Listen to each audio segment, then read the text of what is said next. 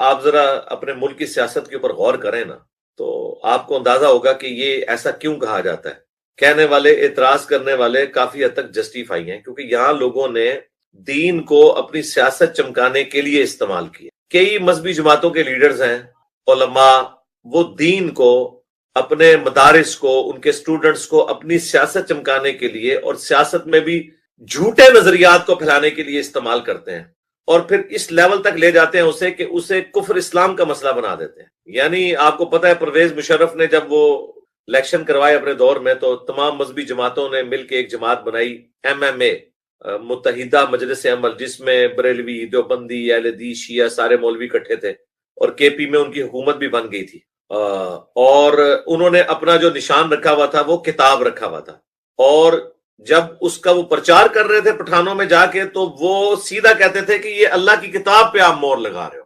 حالانکہ وہ قرآن نہیں تھا ان کا سمبل، الیکشن کا بک تھا، سمپل بک، لیکن انہوں نے پبلک میں کیا کہا کہ آپ یہ قرآن پہ مور لگانی ہے آپ نے. اب مجھے بتائیں کون بندہ ہے جو کہے گا میں قرآن کو چھوڑ کے تو شیر کے اوپر مور لگاؤں، میں قرآن کو چھوڑ کے جو ہے سائیکل پہ مور لگاؤں. حالانکہ قرآن تو نہیں تھا، انہیں شرم نہیں آئی ہے کہ قرآن کا لفظ کیوں بول رہے ہیں، کتاب ہی بولے نا. لیکن انہوں نے مذہب کے نام کے اوپر اپنی سیاست چمکائی. اور حال یہ ہے کہ یہ ساری کی ساری دہشت گرد تنظیمیں اسی دور کے اندر جو ہے نا اس پورے KP کے علاقے میں انہوں نے سرنگیں بھی کھودی اور اپنا وہ سارے کے سارے معاملات لے کے چلے، جو پھر بعد میں پاکستانی عوام کو اور پاکستان کی فوج کو قربانیاں دینی پڑی ضرب عزم کے اندر، اور بعد میں رد الفساد کے ذریعے کتنے ہمارے فوجی شہید ہوئے، اور اس سے بڑھ کے عوام الناس میں زیادہ لوگ شہید ہوئے. وہ سارا کچھ، یہ سارے کا سارا جو گند تھا نا، یہ ہمارے یہ مذہبی لوگوں کا پھیلایا ہوا تھا، یہ ان کی برکات تھی.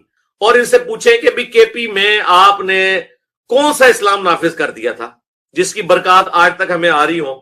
نوستیں تو کافی پڑی ہیں جو آج تک ہم بھگت رہے ہیں، برکات کون سی تھی؟ تو مذہب بھی ٹچ تو دیا انہوں نے. اسی طریقے سے جب ہم چھوٹے چھوٹے تھے، مجھے یاد ہے، ہمیں تو اس وقت ڈیموکریٹک ویلیوز کیا ہوتی ہیں، ڈیموکریسی کیا ہوتا ہے، آئین کیا ہے، اس کی کیا وقت ہے، کچھ پتہ نہیں تھے. ہم تو اسکول میں پڑھتے تھے اور ہم جو ہے وہ پیپلز پارٹی کے خلاف نعرہ بازی کیا کرتے تھے، اور ہم کہتے تھے ہم اسلامی جمہوری اتحاد مسلم لیگ کے ساتھ ہیں. ہمیں تو پتہ ہی نہیں تھا کہ کتنا بڑا کھلواڑ ہمارے ساتھ اسٹیبلشمنٹ کر رہی ہے اور ڈیموکریسی کو دبانے کے لیے مذہب کا نام یوز کر رہی ہے. بعد میں آپ کو پتہ ہے وہ اصغر خان کیس بھی چلتا رہا یہاں پہ کہ کس طرح جو ہے وہ ہمارے ملک کی اسٹیبلشمنٹ نے باقاعدہ بجٹ دے کے نواز شریف صاحب اور باقی جماعت اسلامی کو یوز کیا پیپلز پارٹی کو ڈیگریڈ کرنے کے لیے، اور الیکشن میں کس طریقے سے یہ جماعتیں لانچ کی. اس کے باوجود بے نظیر بھٹو جیت گئیں، لیکن ان کی گورنمنٹ نہیں چلنے دی. اور بعد میں پھر نواز شریف صاحب جب آئے، جب ان کو سمجھ آئی تو پھر ان کی گورنمنٹ بھی گرا دی گئی، اور پھر یہ سارا تماشا 90s میں لگا رہا. ہم بھی بچپن میں بڑے ہم سمجھتے تھے پیپلز پارٹی کو تیر کے اوپر مور لگانا ہی کفر اسلام کا مسئلہ ہے. اس وقت جو مسلم لیگ کا نشان جو ہے وہ IGI کا نشان سائیکل ہوا کرتا تھا، ہم سمجھتے تھے یہ سائیکل پہ مور لگانا جو ہے اسلام پہ مور ہے. تو مذہبی کارڈ تو شروع سے ہماری یہ تنظیمیں استعمال کرتی نہیں ہیں، ریاستی ادارے استعمال کرتے رہے، وہ ہم بھگت رہے ہیں. اور اس چیز کو اپنے ایپیکس پہ جس نے پہنچایا وہ ہمارے عمران خان صاحب ہیں. انہوں نے پہلے دن سے ریاست مدینہ کا نام لیا، لیکن ریاست مدینہ کی بنیادوں میں جو انہوں نے پسینہ ڈالا ان تمام چوروں کا، جو سارے کے سارے چوروں کے ساتھ، اب یہ چور جو میں بول رہا ہوں نا، یہ یعنی عمران خان صاحب کی لینگویج میں بول رہا ہوں، جنہیں وہ چور سمجھتے ہیں ان کے ساتھ جو چور لگ کے چوریاں کرتے رہے، ان کو انہوں نے اپنی جماعت میں شامل کیا اور وہ پاک صاف ہو گئے. حالانکہ وہ ان کی ناک کے نیچے PTI کی گورنمنٹ میں بھی چوریاں کرتے رہے، چینی چوری، آٹا چوری، اب تو خیر وہ توشہ خانہ والی چوریاں اور یہ ساری چیزیں بھی نکلی ہیں باہر. تو مذہب کا نام تو انہوں نے بھی یوز کیا. اس وجہ سے لوگ کہتے ہیں یار مذہب ایک پاکیزہ چیز ہے، آپ اس کو نہ سیاست میں دھکیلیں. اس کا قطعاً یہ مقصد نہیں ہوتا کہ بھئی سیاست اور مذہب کو الگ چیز ہے. نبی الاسلام ایک اچھے جنگجو بھی تھے، اللہ کے پیغمبر بھی تھے، اور ایک اچھے پولیٹیشین بھی تھے. جدا ہو دین سیاست سے تو رہ جاتی ہے چنگیزی. لیکن آپ اگر مذہب اپنے اوپر اپلائی نہیں کر رہے اور مذہب کو آپ یوز کر رہے ہیں اپنے ذاتی بینیفٹس کی خاطر، ایک دوسرے کے خلاف ٹرینڈ چلاتے ہیں، ایک دوسرے کو گستاخ ڈکلیئر کرنے کے لیے، جس طرح بھی یہ جو ہماری اس وقت پریزنٹ گورنمنٹ ہے، انہوں نے PTV کے اوپر عمران خان صاحب کے خلاف مہم چلائی اور انہیں گستاخ اور پتہ نہیں کیا کچھ ثابت کرنے کی کوشش کی. ان کو شرم نہیں آئی کہ یہ جو آپ حرکت کر رہے ہیں اس کی وجہ سے آپ ایک بندے کی لائف کو ونریبل کر رہے ہیں. اور وہ دیکھ لیں وزیر آباد میں ان پہ حملہ بھی ہوا، وہ جو بھی بندہ تھا مذہب کی آڑ تو لی نا اس نے. تو اب ان کو پتہ نہیں کیا حرکت کر رہے ہیں. پھر وہ لوگ کر رہے ہیں جو خود 2017 کے دھرنے بھگت چکے ہوئے تھے. اس وقت عمران خان صاحب دوسری سائڈ پہ کھڑے ہوئے تھے, احسن اقبال صاحب کو بھی گولی لگی, خواجہ آصف صاحب کے ساتھ کیا ہوا, نواز شریف صاحب کے ساتھ کیا ہوا, جوتیاں پڑی, سیائیاں ان کے منہوں پہ ملی گئیں. جب آپ خود اس تکلیف سے گزرے ہوئے ہیں اور اب آپ اپنی حکومت کے اندر وہی ساری چیزیں ریپیٹ کر رہے ہیں دوسرے لوگوں کو, تو اس لیے بھائی میں ہاتھ جوڑ کے کافی دفعہ ریکویسٹ کر چکا ہوں اپنے بڑوں کو, خدا کے لیے آپ لوگ مذہب کا نام لینا چھوڑ دیں. سیاست یہ ایک پاکیزہ جذبہ ہے, اس سے ہماری آخرت جڑی ہوئی ہے. دنیا کی کامیابیاں اور آخرت کی ہمیشہ کی کامیابیاں مقدر ہونے والی ہیں. آپ لوگوں کی حرکتوں کی وجہ سے اسلام بدنام ہو رہا ہے, لوگ اسلام کو مس یوز کر رہے ہیں. ہم آپ کے اخلاص پہ شک نہیں کرتے, لیکن ہم کہتے ہیں کہ آپ لوگ اہل ہی نہیں ہیں کہ آپ دین اسلام کو اس طریقے سے یوز کریں. آپ کی بھی ساری چیزیں کھل رہی ہیں, ساروں کی کھل رہی ہیں. جن کو ہم بڑا پارسا سمجھتے تھے ان کی بھی کھل رہی ہیں. اب یہاں بات یہ رہ گئی ہے کہ نہیں جی جناب ہمارے والے جو ہیں یہ چھوٹے چور ہیں, وہ بڑے چور ہیں. تو سرکار بات تو وہی ہے نا, چاہے دودھ کے گلاس میں ایک قطرہ پیشاب کا ڈال دیا جائے یا آدھا گلاس ڈال دیا جائے, at the end of the day ہم تو ایسا دودھ پینے کے لیے تیار نہیں ہے. سیدھی سی بات ہے, ان چیزوں سے باہر نکلیں. اور ہم اسٹیبلشمنٹ سے بھی ریکویسٹ کرتے ہیں, آپ نے جتنی پچھلے 8-9 سالوں میں عزت کمائی ہے نا انورٹڈ کاماز میں, اور اگر کوئی تھوڑی بہت کوئی عزت افزائی باقی تھی تو وہ پی ٹی آئی والوں نے آپ کے ساتھ کر دی. اب اللہ کا نام, اللہ کا واسطہ آپ کو دیتے ہیں کہ آپ اپنے آپ کو سیاست سے الگ کریں خدا کے لیے. ویسے تو آپ نے ڈکلیئر کر دیا کہ ہم اے پولیٹیکل ہیں, سیاست سے بھی اپنے آپ کو الگ کریں, اور یہ مذہبی جو ٹویٹس ہیں نا ان سے بھی اپنے آپ کو الگ کریں. کوئی کسی کو جسٹیفیکیشن دینے کی ضرورت نہیں ہے, اپنے اسلام کو جسٹیفائی کسی کے سامنے کرنے کے یا اسلام کا سرٹیفکیٹ کسی سے لینے کی ضرورت نہیں ہے. یہ کوئی کام نہیں ہے D G I S P R کا کہ وہ جناب ٹویٹ آ کے 2017 میں کر رہے ہیں کہ ہم ختم نبوت پہ ایمان رکھتے ہیں. یعنی وہ یہ کہنا چاہ رہا ہے کہ اس وقت جو پرائم منسٹر ہے نواز شریف وہ ختم نبوت کو نہیں مانتا, ہم جو ہے نا فوج ختم نبوت پہ ایمان رکھتی ہیں. یہ آپ کیا کر رہے ہیں, کس طرف اس امت کو دھکیل رہے ہیں, آپ لوگوں کی زندگیوں کے ساتھ کھیل رہے ہیں. تو اب اس سے آپ دستبردار ہو. اور یہ بھی تو شاہ جی آگے ہیں, سید عاصم منیر شاہ صاحب, امید ہے کہ یہ ان کا تو اوریجنلی مذہبی ٹچ موجود ہے, لیکن میں پھر بھی کہوں گا کہ یہ اس چیز کو یعنی نہ ڈسکس کریں. حافظ قرآن ہے, یہ وہ مذہبی ٹچ نہ دینے کی ضرورت ہے. مذہبی ٹچ آپ کا اپنا ذاتی معاملہ ہے میرے بھائی, مجھے اس سے کوئی غرض نہیں ہے آپ کتنے اچھے مذہبی آدمی ہیں, مجھے اس سے غرض ہے کہ آپ ملک کے لیے کیا کر رہے ہیں. میں اسی لیے اکثر کہتا ہوں, لوگ شکایت کرتے ہیں جی وہ ہمارا انگلش کا پروفیسر ہے جی وہ اس میں اپنی ٹیچنگز کے دوران ایتھیزم پھیلا رہا ہے. تو میں ان کو کہتا ہوں یار وہ ایتھیزم پھیلاتا ہے, اور آپ کا فزکس کا داڑھی والا پروفیسر جو ہے نا فزکس پڑھانے کی بجائے نہ اسلامیات پڑھا رہا ہوتا ہے کالج میں. کیوں نہ اسے اسلامیات پڑھانے کی اجازت ہونی چاہیے؟ بھائی تو فزکس پڑھانے کی تنخواہ لے رہا ہے, اپنی نوکری آرام نہ کر, اسلامیات سکھانی ہے اپنے گھر پہ سکھا. یہاں تجھے تنخواہ مل رہی ہے فزکس پڑھانے کی, تو آپ اپنا کام کرو. اسی طریقے سے جو انگلش کا پروفیسر ہے وہ انگلش پڑھائے, ایتھیزم نہ سکھائے. مذہب کو آپ اپنی ذات تک رکھیں, تبلیغ کرنی ہے تو بس جدھر آپ آئے ہوئے نا ادھر وہ کام کریں جو آپ کا کرنے کا ہے. اپنے اپنے ذاتی معاملات آپ نے گھر میں درس و تبلیغ کرنی ہے وہ ضرور کریں. اسی طریقے سے ہماری فوج کا بھی کام ہے, پالیٹکس میں کوئی حصہ نہ لے, کوئی مذہبی ٹچ ٹوچ میں نہ جائے خدا کے لیے. مجھے کل بڑی خوشی بھی ہوئی اور ہنسی بھی آئی, عمران خان صاحب نے جو ٹویٹ کی اور بانی پاکستان محمد علی جناح رحمہ اللہ تعالی کی کوٹیشن انہوں نے کوٹ کی کہ فوج کا کام یہ ہے کہ وہ ملک کی خدمت گزار بن کے رہے, قانون سازی عوام کا کام ہے, اور یہ وہ ساری باتیں. تو کاش خان صاحب اپنے دور میں بھی ان چیزوں کا خیال رکھتے. آپ کے دور میں جس طریقے سے, اب تو آپ کہتے ہیں کہ جی مجھے ہاتھ میرے بندھے ہوئے تھے, یہ باتیں آپ اس وقت کرتے تو بڑا اچھا لگتا. تو خیر میں تو کہتا ہوں اب بھی ہمیں ان چیزوں کو ویلکم کرنا چاہیے, لیکن یہ جو آپ بیچ میں بار بار ان کو گھسیٹتے ہیں نا کہ آپ آئیں اور الیکشن کروائیں, یہ کام نہ کریں. ایک طرف آپ لوگوں کو یہ کہہ رہے ہیں کہ فوج کو اے پولیٹیکل ہونا چاہیے, اور دوسری طرف آپ خود فوج کو دھکیل رہے ہیں کہ جی مجھے الیکشن لے کے دو. نہیں, یہ کام آپ نہ کریں. آپ جوڈیشری میں جائیں, الیکشن کمیشن میں جائیں, پولیٹیشنز کے ساتھ بیٹھیں, فوج کو اس کام میں انوالو نہ کریں. اور جوڈیشری میں وہی کیسز لے کے جائیں جو ہیں. یہ کام صرف پارلیمنٹ کا ہے, پارلیمنٹ اپنا کام کرے, جوڈیشری اپنا کام کرے, وہ بھی نہ ہر جگہ ٹانگ اڑا کے تو 9 بجے کے خبر نامے میں اپنی خبریں چلوائیں, اور نہ اسٹیبلشمنٹ بھی کام کرے کہ جس کی ہمیں بھگتنا پڑ رہا ہے پوری نیشن کو جو کچھ ہو رہا ہے. اب دیکھیں یار دنیا میں کہاں ہوتا ہوگا کہ بھئی ایک فوجی سربراہ ریٹائر ہوتا ہے اور اس کے خلاف اسی رات ٹرینڈ چلنے شروع ہو جاتے ہیں. ہمیں تو دکھ ہوتا ہے, لیکن دوسری طرف ہم کہتے ہیں کہ آپ بھی کیا کرتے رہے اپنے دور کے اندر, تو آپ کے ساتھ تو یہ کچھ ہوگا. آپ کے ساتھ جو کچھ ہو رہا ہے وہ آپ کی ہوئی آگے آ رہی ہیں, لیکن ہمیں دکھ یہ ہوتا ہے کہ پاکستان میں کسی بھی ریاستی ادارے کا ہیڈ ہو، سب سے بڑھ کر پرائم منسٹر جو پارلیمنٹ کا ہیڈ ہے، اس کے بعد چیف جسٹس، اور اس کے بعد آرمی چیف، اور باقی لوگ، سب کی عزت ہونی چاہیے. وہ اپنے دور حکومت یا اپنے دور خدمت کے اندر اس طرح کے کارنامے نہ کر کے جائیں کہ بعد میں لوگ ان کو گالیاں نکالیں یا ان کے خلاف ٹرینڈ اس طریقے سے چلائیں.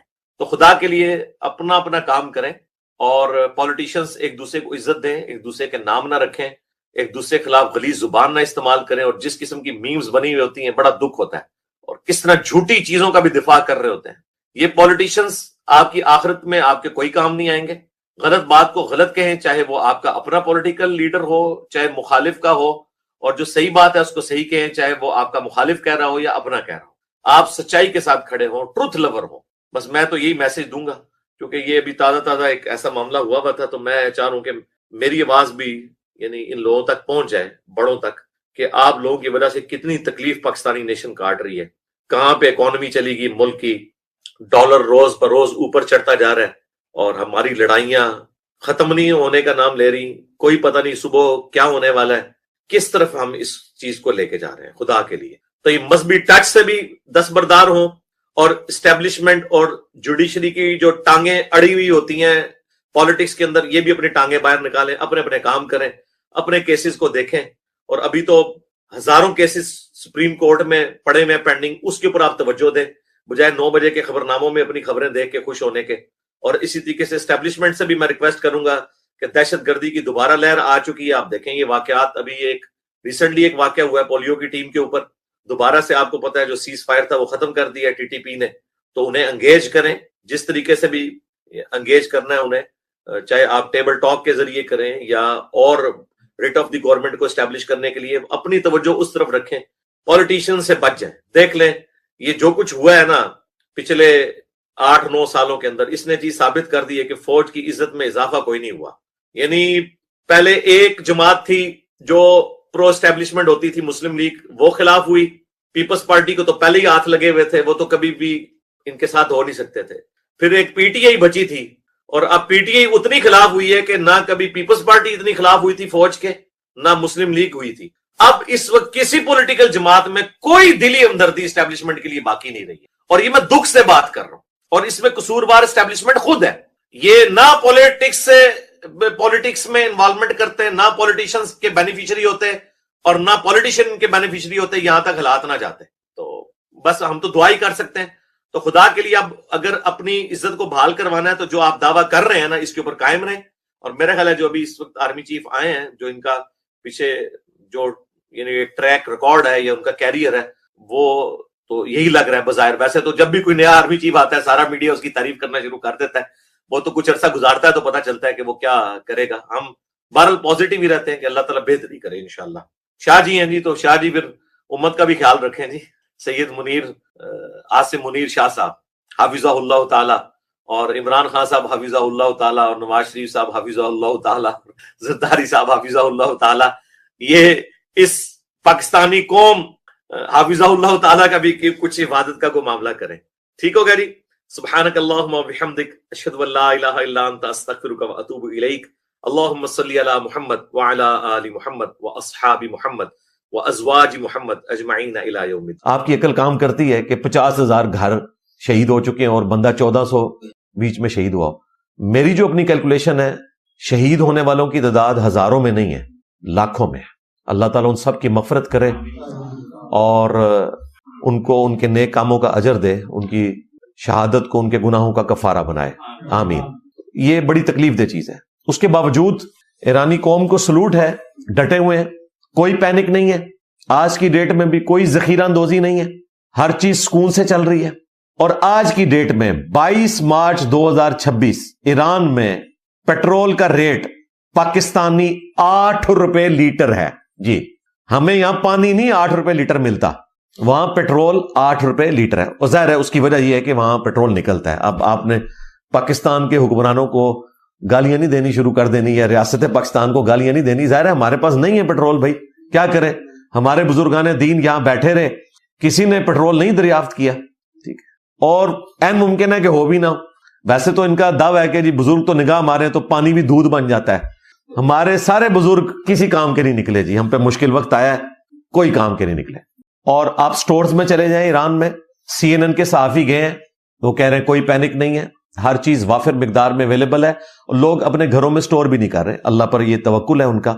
یہ حقیقت بات ہے کہ یہ سید علی خامنائی رحمہ اللہ تعالی کی تربیت ہے کہ انہوں نے ایسی قوم تیار کی ہے پچھلے 40 سال کے اندر، اور خود انہوں نے فرنٹ سے لیڈ کیا، اپنی شہادت پیش کر کے پوری ایرانی قوم کو نہیں، پوری امت کو سنی شیعہ فساد سے نکال کے ایک پلیٹ فارم کے اوپر جمع کیا ہے کہ ایٹ لیسٹ آج پوری دنیا کے مسلمان چند ایک جو کٹر قسم کے فرقہ پرست ہیں ان کو چھوڑ دیں، وہ بھی مولوی ہیں، ان کے عوام نہیں، سب کے سب اس بات پر متفق ہیں کہ ایران مظلوم ہے. مجھے تو بڑی حیرانگی ہوئی کہ پہلی دفعہ میں نے کل ایک اہل حدیث عالم ہشام الہی ظہیر صاحب حفظہ اللہ تعالی، ان کی مبارک زبان سے ایران کے مظلومین کے حق میں دعا سنی. بڑی مجھے خوشی ہوئی، ورنہ آپ کو پتہ ہے وہابی لوگ تو بالکل ایران کا نام لیتے ہی نہیں، بلکہ عید کے خطبات ان کے ایران کے خلاف ہی ہوتے ہیں. البتہ انہوں نے بائی نیم جس طریقے سے ایران کے مخالفین کا رد کرنا تھا وہ نہیں کیا، لیکن پھر بھی ہم سلوٹ کرتے ہیں، یہ بھی انہوں نے ایک تھنک آؤٹ آف باکس کیا. ان ساری چیزوں کے باوجود کہ ایران نے ڈٹ کے مقابلہ کیا ہے، F-35 بھی ان کا ڈیمیج کر دیا، اس کے علاوہ بھی کئی ایک چیزیں پازیٹیو سامنے آئی ہیں ایران کے حوالے سے. لیکن ایک چیز جو میں نے 2025 میں بھی ہائی لائٹ کی تھی، آج 2026 میں بھی ہائی لائٹ کر رہا ہوں، اب تو سارے ہی بات کر رہے ہیں، وہ ایران کی سیکیورٹی کا فیلئر ہے. جب چاہتا ہے اسرائیل، امریکہ ان کے جس جنرل کو ٹارگٹ کرنا چاہتا ہے، پن پوائنٹ ان کے پاس ایک ایک انفارمیشن موجود ہوتی ہے اور وہ نشانہ بنا لیتے ہیں. اور اب تو آپ دیکھیں کتنے غدار وہاں پہ نکلے ہیں. یہ ایران نے جو انڈیا سے دوستی گانٹھی ہوئی تھی نا اتنے عرصے سے، اور وہ چاہ بہار ان کو وہاں پہ ڈیولپ کر کے دے رہا تھا ہمارے گوادر کے مقابلے پر، تو چاہ بہار ڈیولپ کیا ہوئی، وہ سارے اسرائیلی ایجنٹ وہاں پہ انڈیا نے گھسا دیے. یہ ہوا اصل میں ان کے ساتھ، سمجھ ان کو اب لگی ہے. تو غلطیاں ان کی بھی اپنی ہیں.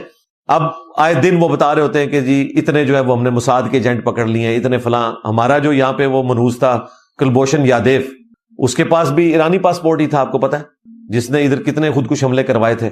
کل بھی ایران کی جو نیوکلیئر سائٹ ہے نیتنز، اس پہ دوبارہ سے اٹیک کیا امریکہ نے. اور ایران کے لیے اب فی الواقع ڈو اور ڈائی والی سچویشن بن چکی ہے. یعنی اب ان کی سروائیول کی جنگ ہے، وہ انہوں نے لڑنی ہے، اور وہ بڑے اچھے طریقے سے لڑ رہے ہیں. ان کو تو اب یہ نظر آ رہا ہے کہ امریکہ اور اسرائیل اور پوری دنیا مل کے، اب سارے ان کے ساتھ مل گئے ہیں. آپ دیکھ لیں، کل تک یو کے اڈے نہیں دے رہا تھا، اب وہ اڈے دینے کے لیے تیار ہو گئے ہیں. فرانس بھی ساتھ کھڑا ہو گیا، اٹلی بھی ساتھ کھڑا ہو گیا، جاپان بھی کھڑا ہو گیا. ظاہر ہے جب اپنے پیٹ پہ لات پڑے گی، فیول نہیں پہنچے گا ابنائے ہرمز کھلوانے کے لیے، سارے ان کے ساتھ ملیں گے، اور وہ نیچرل ہے.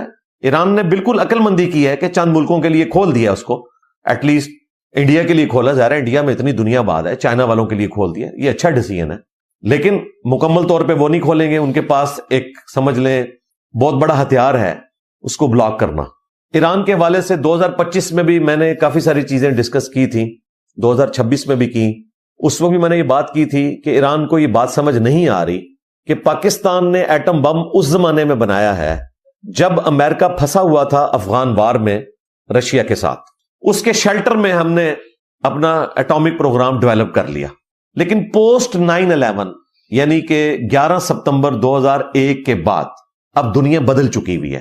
اب وہ کسی کو الاؤ نہیں کریں گے کہ کوئی ایٹامک پاور حاصل کرے، اور جو کرنے کی کوشش کرے گا وہ، میں نے آپ کو بتایا کہ ورلڈ وار 2 5 طاقتوں نے ون کی ہے، وہی دنیا کا نظم چلاتے ہیں، امریکہ، یو کے، فرانس، چائنا اور رشیا. بس وہ کمرے میں داخل ہو کے انہوں نے کنڈی لگا لی ہے. یہ تو اللہ کی مہربانی ہوئی ہے کہ پاکستان نے یہ ایٹامک پاور حاصل کر لی، اور وہ بھی صرف اس ضد میں کی کہ انڈیا ایٹامک پاور بن گیا تھا، ادروائز پاکستان نے یہ کام نہیں کرنا تھا. اسرائیل تو ویسے ہی بغل بچہ ہے، اور نارتھ کوریا جو ہے بالکل اسی طریقے سے بغل بچہ ہے چائنا کا، جس طرح کہ اسرائیل بغل بچہ ہے امریکہ کا، بلکہ اب تو ابا ہے وہ امریکہ کا بنا ہوا، آج کل تو لگ رہا یہی ہے. تو وہ ایک اچھا زمانہ تھا، پاکستان کا ساتھ دیا قسمت نے، اور یہ سارے معاملات ہو گئے. اب وہ والے معاملات ہونا آلموسٹ امپاسبل ہیں، وہ کسی کو الاؤ نہیں کریں گے. اسی لیے میں نے 2025 میں کہا تھا کہ ایران کو چاہیے کہ وہ امریکہ کے ساتھ ڈیل کر لیں، اور اپنی اکانومی کو بہتر کریں اور اچھے وقت کا انتظار کریں. ادروائز وہ اتنے پاورفل ہیں کہ وہ کوئی لحاظ نہیں کریں گے. وہ میرا پرانا بیان چند حرام خور جو یوٹیوبرز ہیں انہوں نے نکال کے تو اس جنگ کے ساتھ جوڑ دیا، حالانکہ وہ بیان جو ہے وہ ابھی جنگ شروع نہیں ہوئی تھی اس وقت میں نے وہ بیان دے دیا تھا. ابھی پاکستان انڈیا کی جنگ کے معاملات چل رہے تھے تو میں نے اس وقت کہا تھا کہ ایران کو ڈیل کر لینی چاہیے، اور جنگ تو بعد میں جون میں سٹارٹ ہوئی، وہ اس سے بھی پہلے کا میرا بیان ہے. اور وہ کہہ رہے ہیں دیکھیں انجینئر صاحب کیا مشورہ دے رہے ہیں. اور کرامت دیکھیں انجینئر صاحب کی ہمیشہ ظاہر ہوتی ہے کہ 2026 میں ایران وہ ساری ڈیل کے اوپر آمادہ ہو گیا جس کی وجہ سے 2025 میں ان کو ایک جنگ کا سامنا کرنا پڑا، بلکہ اس سے بھی نیچے آ گیا. اور یہ میں اپنی بات نہیں کر رہا، جو ان کے درمیان وزیر دفاع ہیں عمان کے، جو امریکہ اور ایران کے درمیان یہ ڈیل کروا رہے تھے، انہوں نے باقاعدہ اس چیز کا اظہار کیا اور افسوس کیا کہ امریکہ نے یہ زیادتی کی ہے. ایران تو پرانی شرائط سے بھی نیچے آ گیا تھا اور ہر شرط ماننے کے لیے تیار ہو گیا تھا، اس کے باوجود یہ ظلم ہوا ہے.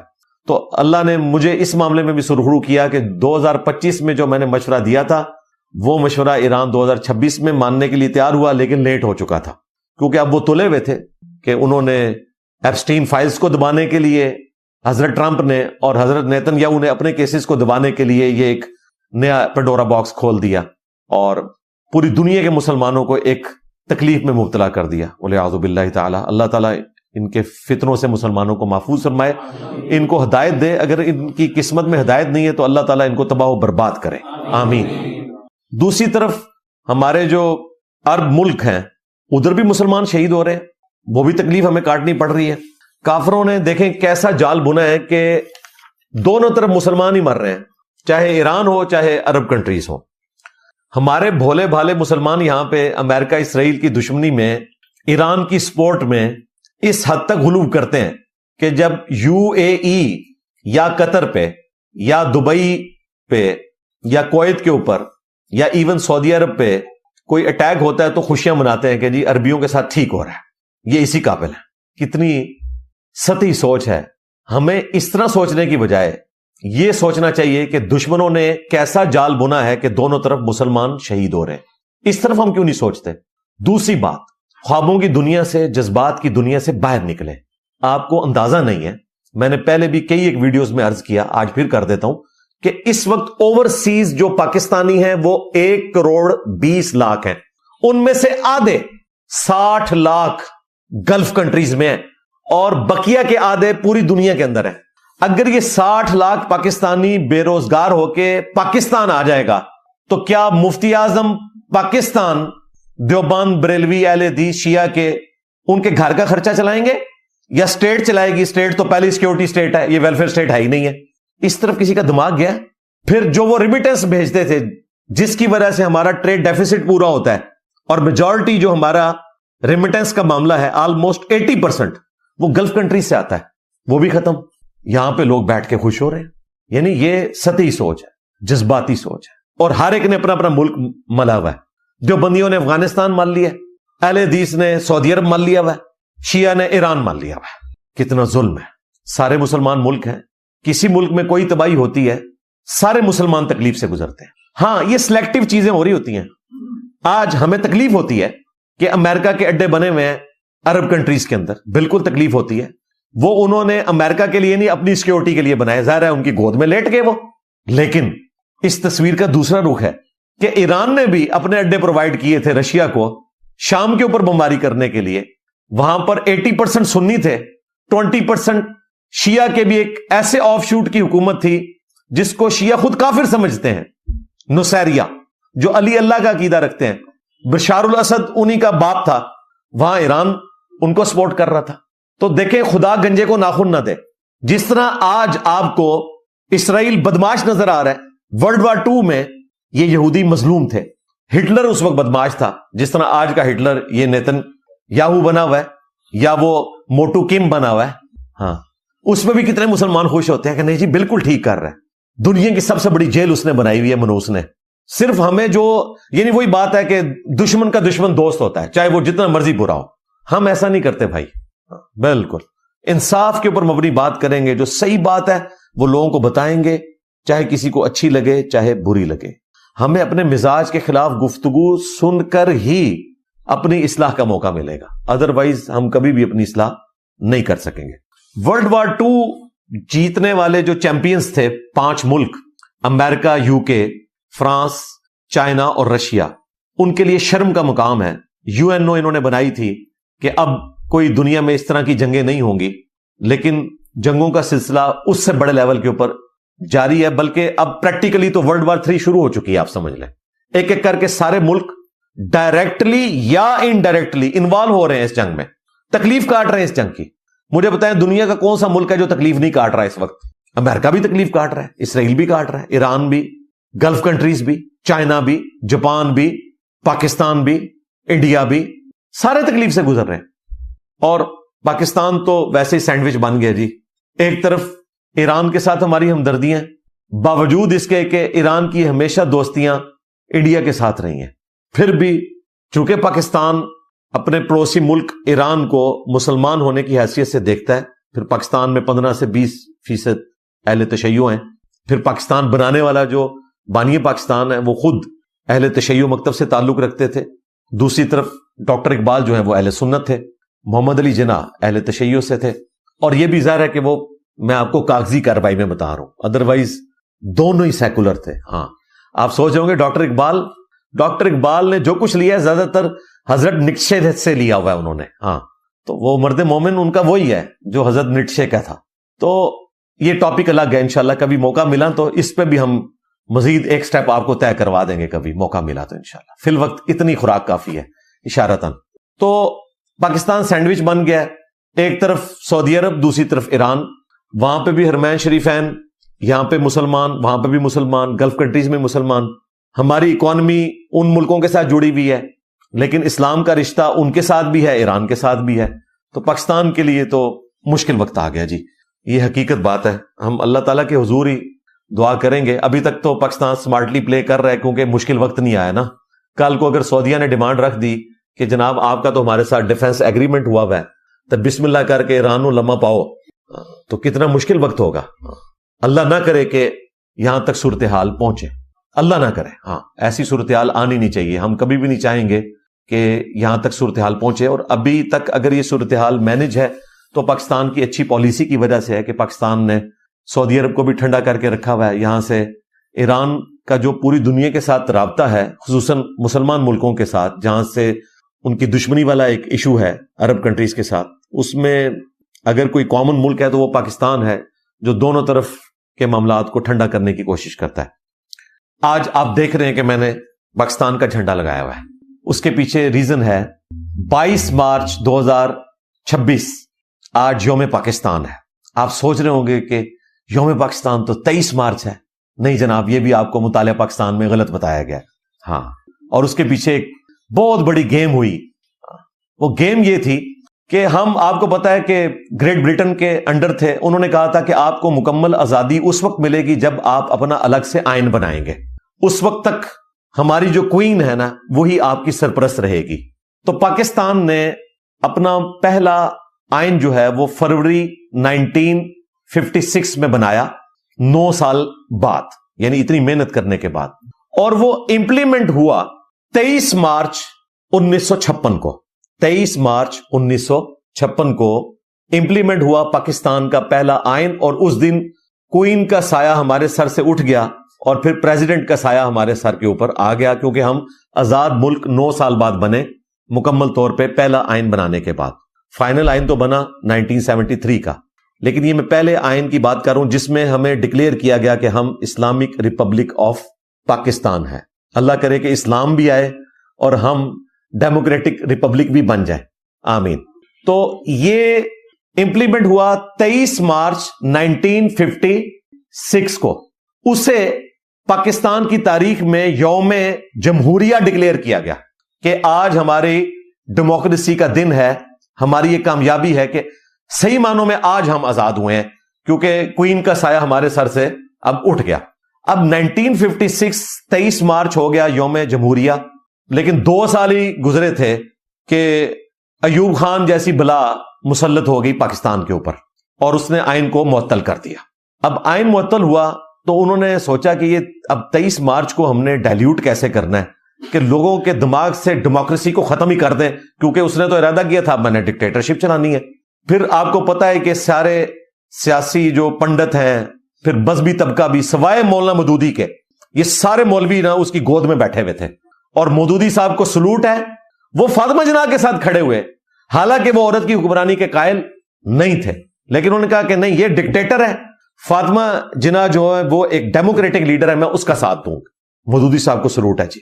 باقی سارے مولوی جتنے آپ کو آج کل نظر آتے ہیں نا، بڑے چیمپئن ڈیموکریسی کے، یہ سارے بیٹھ گئے تھے ایوب خان کی گود میں۔ ان ساروں نے مشورہ دیا کہ جناب ہمارے پاس ایک دن تو ہے 22 مارچ 1940 کا، جس دن قرارداد پاکستان پیش ہوئی تھی، تو ایک دن ہی ہے نا، تو مولوی تو آپ کو پتا ہے ایک دن پہلے چاند بھی نکال لیتے ہیں، ہاں ایک دن بعد بھی نکال لیتے ہیں، ان کے لیے کوئی مسئلہ ہے؟ انہوں نے کہا ایک دہاڑا ہے، تسی نا بینیفٹ آف ڈاؤٹ اس اعتبار نہ لے لو کہ وہ 2-3 دن کا جلسہ ہوا تھا، اس میں آپ نا اس طرح کرتے ہیں کہ 23 مارچ کو ہم یوم پاکستان منا لیتے ہیں تاکہ یوم جمہوریہ ختم ہو جائے۔ یہ اوریجنل مطالعہ پاکستان میں آپ کو بڑھا رہا ہوں، اللہ کا شکر ہے، یہ میں نے کوئی یعنی غار سے دریافت نہیں کیا، آپ جائیں ڈان اخبار میں پورا اس کے اوپر مضمون چھپا ہوا ہے، اور ہمارے جو وہ سب سے باخبر صحافی ہیں نجم سیٹھی صاحب، وہ کئی دفعہ اپنی ویڈیوز میں اس کا ذکر کر چکے ہیں، اور جو لوگ ہسٹری جانتے ہیں انہیں پتہ ہے یہ۔ انہوں نے پھر کیا کیا کہ وہ یوم جمہوریہ جو تھا 23 مارچ 1956 اس کو ختم کر کے 23 مارچ 1940 کو ادھر فٹ کیا، حالانکہ وہ 22 مارچ 1940 تھا، جس طرح کہ آج 22 مارچ 2026 ہے۔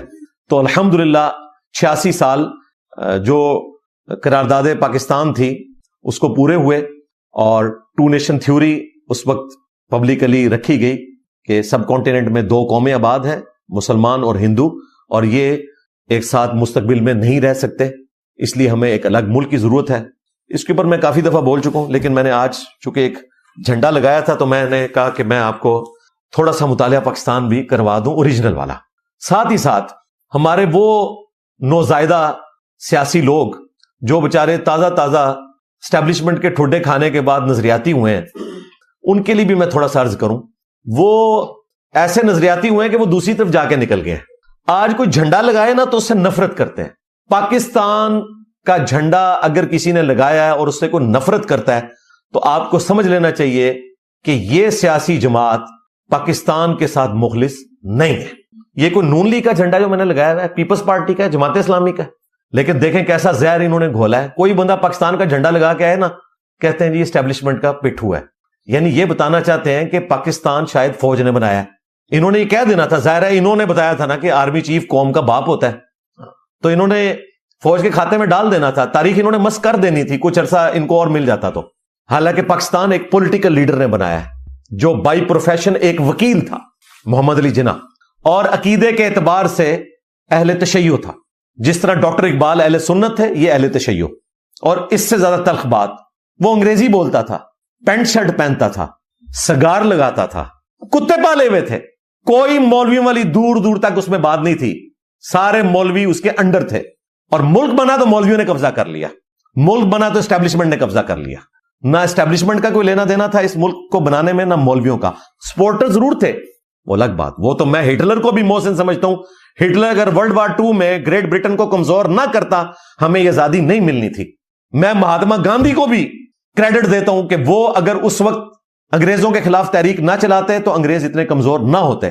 ہر بندے کا کریڈٹ موجود ہے، لیکن لیڈرشپ کے اوپر ایسا بندہ تھا کہ جس کو آج کے مولوی شاید مسجد میں بھی داخل نہ ہونے دیں۔ میں آپ کو صحیح بتا رہا ہوں، یہ ریالٹی ہے۔ یہ وہ تلخ حقائق ہیں کہ جو ہم نے اپنی نیشن کو ایجوکیٹ کرنے ہیں تاکہ انہیں پتہ چلے کہ ان کے ساتھ کیا ہو رہا ہے۔ تو وہ جو تازہ قسم کے نظریاتی ہیں، میں ان کو کہوں گا کہ یہ نفرت آپ لوگ چھوڑیں۔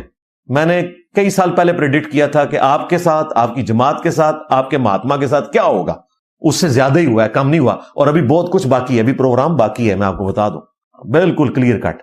یہ میں کوئی ان کے کہنے پہ نہیں آپ کو بتا رہا، جب انہوں نے کچھ نہیں بتایا ہوا تھا اور آپ لوگ کہہ رہے تھے یار تو سارے بیچارے سہم گئے ہیں، کچھ نہیں پہ کر دیں، ہم اس وقت کہہ رہے تھے ذرا رکو، ذرا صبر کرو، ٹھنڈی کر کے کھاؤ۔ پھر جناب 9 مئی 2023 ہوا اور ایک سلسلہ پھر شروع ہو گیا۔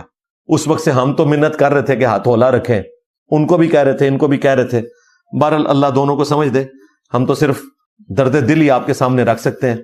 بہرحال محمد علی جناح ایک مخلص انسان تھے، اگرچہ اہل تشیع تھے لیکن اہل سنت سے ان کی ایسی محبت تھی کہ انہوں نے وصیت کی تھی کہ میرا جنازہ شبیر احمد عثمانی جو مولانا اشرف علی تھانوی صاحب کے اسٹوڈنٹ تھے وہ پڑھائیں گے، کیونکہ اشرف علی تھانوی صاحب ایک اکیلے عالم تھے دیوبند میں جنہوں نے پورے دیوبند فرقے سے مدرسے سے ٹکر لے کر دیوبند سے استعفیٰ دیا، حالانکہ وہیں سے وہ پڑھے ہوئے تھے اور بعد میں وہاں ہیڈ بن گئے تھے، صرف اس وجہ سے کہ وہ مسلم لیگ کے ساتھ تھے، اور باقی سارے دیوبندی علماء کانگریس کے ساتھ تھے، جو آج تک بیچارے گالیاں کھاتے ہیں بریلویوں کی کہ جی یہ دیوبندی تھے، کانگریس دے ایجنٹ تھے۔ یہ حقیقت ہے لیکن یہ آدھی حقیقت ہے، سارے دیوبندی نہیں۔ تھانوی صاحب پاکستان کے حامی تھے اور ان کے سارے سٹوڈنٹس، چاہے وہ تقی عثمانی صاحب کے والد صاحب ہوں، مفتی شفیع صاحب، یا شبیر احمد عثمانی صاحب جنہوں نے محمد علی جناح کا جنازہ پڑھایا، یہ وہ لوگ تھے کہ تھانوی صاحب کی تربیت کی وجہ سے یہ کٹر پاکستانی تھے۔ اس لیے آپ دیکھتے ہیں کہ ان کی جو لیگیسی آگے لے کے چل رہے ہیں، مفتی تقی عثمانی صاحب ہوں یا باقی علماء، وہ ہمیشہ پاکستان کے حق میں بات کرتے ہیں۔ یہ سارا کریڈٹ اشرف علی تھانوی صاحب کا ہے، خود تو وہ نہیں دیکھ سکے، 1944 میں ان کی ڈیتھ ہو گئی، لیکن ان کے شاگردوں نے آگے محمد علی جناح کو سپورٹ کیا۔ جنازہ محمد علی جناح رحمہ اللہ کا شبیر احمد عثمانی صاحب نے پڑھایا تھا، تو یہ ٹالرنس تھی اس وقت سنی شیعہ کے اعتبار سے۔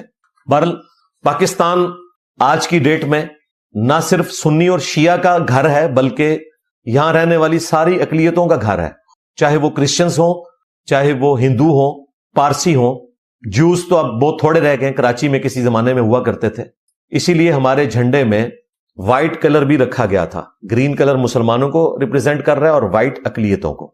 اور 11 اگست 1947 کی جو تقریر ہے محمد علی جناح کی، وہ آپ پڑھ کے دیکھ لیں، گوگل کریں، آپ کو مل جائے گی۔ اس میں انہوں نے کلیئر کٹ کہا تھا کہ آپ آزاد ہیں، اپنی مسجدوں میں جا سکتے ہیں، اپنے مندروں میں جا سکتے ہیں، اپنے چرچز میں جا سکتے ہیں، سب کو ایکول رائٹس یہاں پہ ملیں گے۔ پھر بعد میں جو کچھ ہوا وہ ایک تلخ پہلو ہے۔ آج یوم پاکستان جو اوریجنل یوم پاکستان ہے، یعنی کہ 22 مارچ 2026 کو، یہ تقاضا تھا اس دن کا کہ میں یہ آپ کو حقائق کھول کر بیان کرتا۔ اب اسی ٹاپک کی طرف واپس آئیں جو ہم ڈسکس کر رہے تھے۔ 1979 میں ایران میں انقلاب آیا، میں نے کافی ساری ویڈیوز میں اس کو ڈسکس کیا ہے۔ انقلاب ہمیشہ دوسرے ملکوں میں ایکسپورٹ ہوتا ہے، یہاں پہ چونکہ ایک ڈکٹیٹر حکومت کر رہا تھا جس نے بدماشی سے حکومت حاصل کی ہوئی تھی، ضیاء الحق، اسے خطرہ پڑ گیا کہ یہاں پر بھی انقلاب نہ آ جائے۔ اہل تشیع 15 سے 20% ہے، اور اس دوران ایک چیز ایسی ہوئی کہ مولویوں نے اس کے کان بھرنے شروع کیے۔ یہ کٹر دیوبندی تھا ضیاء الحق، لال مسجد میں یہ نماز پڑھا کرتا تھا، اس وقت قومی جامع مسجد لال مسجد